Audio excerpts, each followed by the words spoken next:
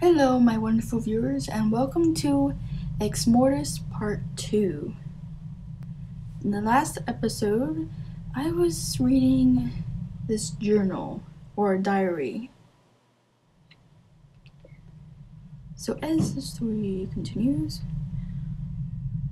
my curiosity took me through the kitchen,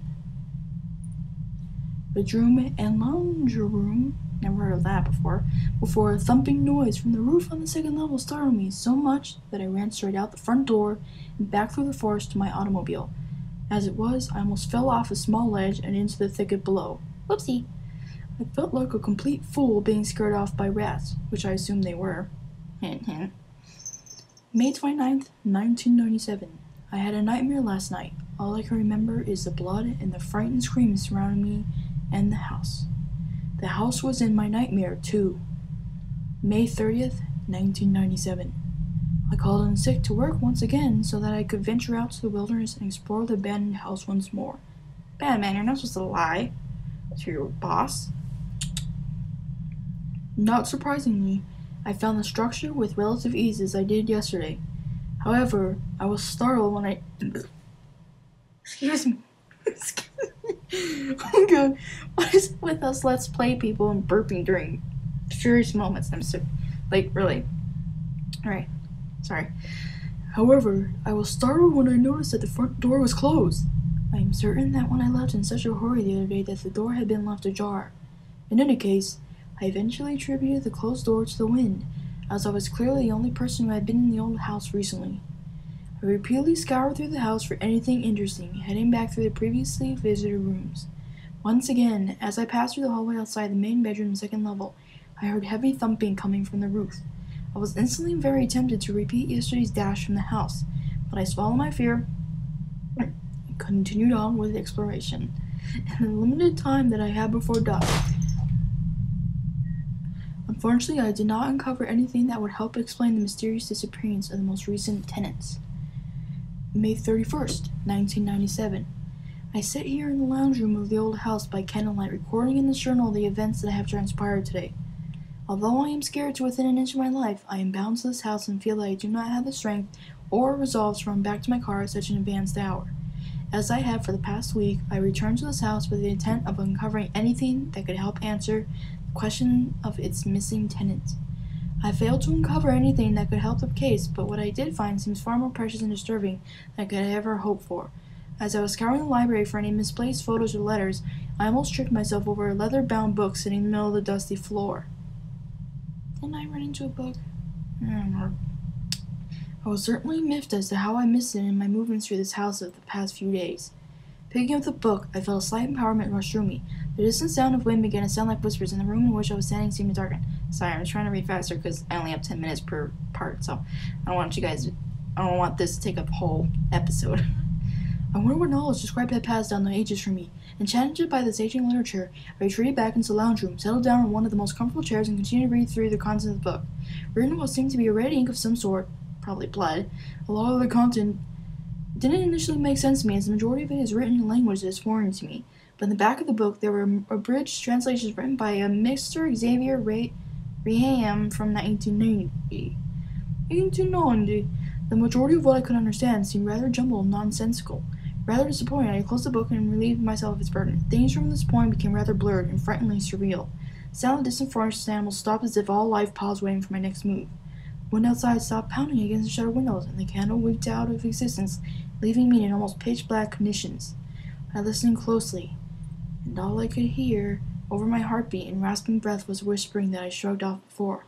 It was coming from every direction, yet no direction at all.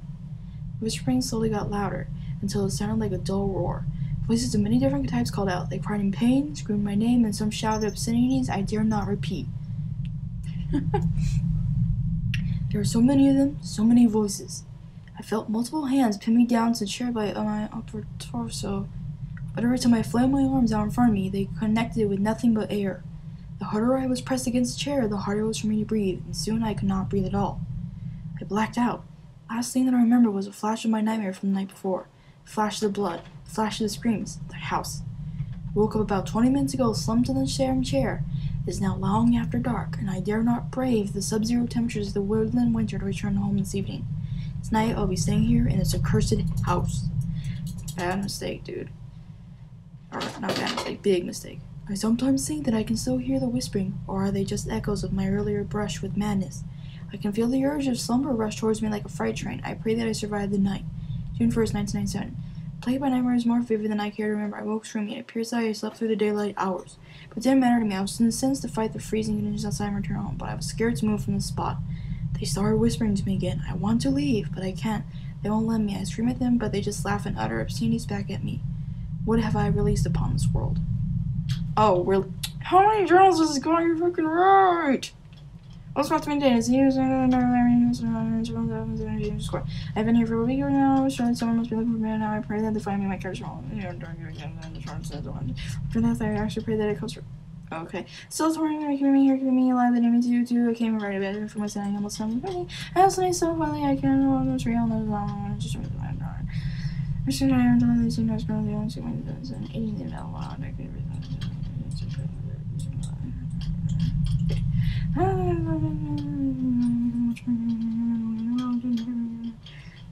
over a year? It's been a long time since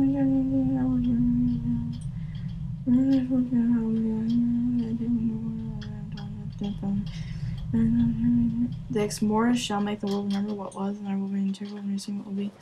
Some cameras and this promise and mails, and all I can do is make okay, I'm done. Alrighty. Mission book. Okay. I'm guessing that head in the this thing was blah blah blah blah.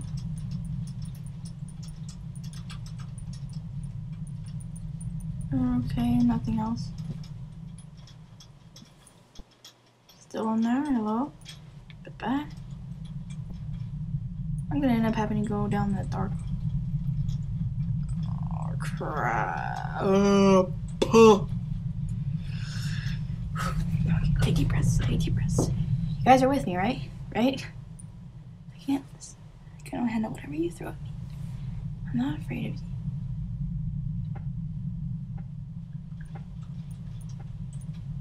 But I don't. Wait.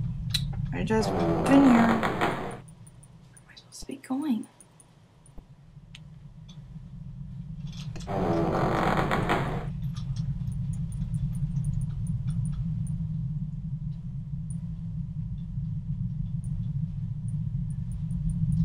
Hello?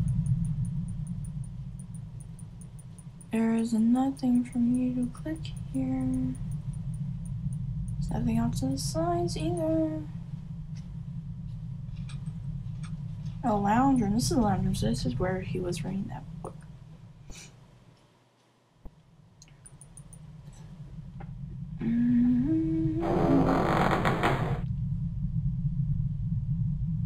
You're still staring at me. Nor. Oh. Xavier Raham. Oh, more reading. Come on. We are the gentlemen of Gwen's events or the stay from my brain coming your mother that I was in this house, so I cast what I have witnessed into my memory and it's more than fantasy. Moves to this house of style to lessen or escape the perils of society and to mourn the unfortunate death of my wife, children, and spend your life. Ooh, tuberculosis. Mouse before my move in this place, only knows my believing and becoming my husband movie, so I should be somewhere for everything. Something smoke something called where people come my interest in the tyrants or the words which this translates to the dead. Well yeah, well mortem or whatever is what they say when somebody's body is kind of stiff. It's from the moment that I finished translating this book from Ronnie Jones, yeah, like nature brought me read the finest English translations and final training originals when we went down to the only other one that sounds very distant from me over the course of the following week. She developed vengeful tendencies towards me and parentage, and she started having seizures which worried me immediately at the time. Hence didn't so to my daughter. I began having nightmares so ghastly that I dare not recall them. Suffice to say, I was concerned by the disturbing first student began. I recall hearing noises and whispering as well as sighting movement in my peripheral vision. I constantly had the feeling that someone was in the room with me, but upon searching it was clear that I was alone. My dear Gwen, however, became less active all of a sudden. She was almost catatonic at stages most and from around the house, then began certain physical changes. She moved with her and her parents, but her face would at times seem bloated and twisted horribly. It wasn't until a fleeting moment in my day that my hope was crushed out. My darling Gwen broke free from this new personality that had gripped her for months. She screamed and cried for me to help her save her from the monsters that outplayed her body. I could do was hold her in my arms and ensure that I would free her from the prison she was trapped in. And then she was lost forever. The Gwen that I loved had researched her strongly made, but to me it was enough to realize what had to be done. Tonight, while she slept in the room, I gripped him with dagger in hand, plunged it in deep into... What is it with you guys? And killing. Ugh. She writhed and convulsed, and all I could do was just watch and sob from the corner. Real Gwen looked eyes with me and spoke. Thank you, Daddy. Thank you, Daddy. Conducted. Ha ha ha ha!